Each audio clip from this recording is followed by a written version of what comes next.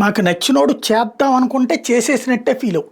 మాకు నచ్చనోడు ఏది చేసినా సరే చెయ్యలేదని చెప్పు. ఇది ప్రస్తుతం నీచ జర్నలిజం ఆంధ్రప్రదేశ్ని పట్టి పీడిస్తున్నటువంటిది. రాష్ట్రంలో శ్మశానం పక్కన ఇంటి స్థలం మాకొద్దు అంటూ ఒక వార్త రాసుకొచ్చింది ఈనాడు. వైకాపా పాలనలో ఇంటి స్థలాలు కేటాయించినప్పటికీ వాటి గురించి తెలియని లబ్ధిదారులు రాష్ట్ర వ్యాప్తంగా 50,000 మంది వరకు ఉన్నారట. ఇక్కడ ఇది రాసి ఇంతకీ ఈ లెక్క చూడండి. లేఅవుట్లు వేసిన గ్రామాలు 10,410, మొత్తం లేఅవుట్లు 37,295. ఇవన్నీ జగన్ టైంలో పెట్టి వీళ్ళే రాస్తున్నారు. వీటిలో ప్లాట్లు 24,88,669. అంటే 24,88,669 మందిలో 50,000 మంది మాకు వద్దన్నారట.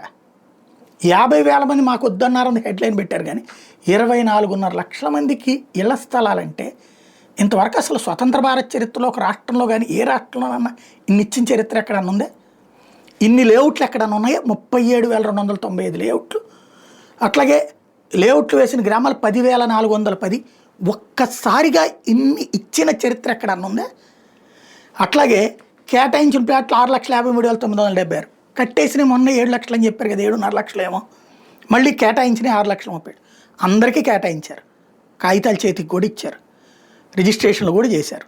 చాలా చోట్ల సమస్యల్లా వద్దు మాకు ఇల్లు కట్టించివ్వండి అన్నటువంటి చోట్ల ప్రాబ్లం వచ్చింది. కట్టుకున్నోళ్ళు కట్టుకున్నారు, కట్టుకోనోళ్ళు కట్టుకోలేదు.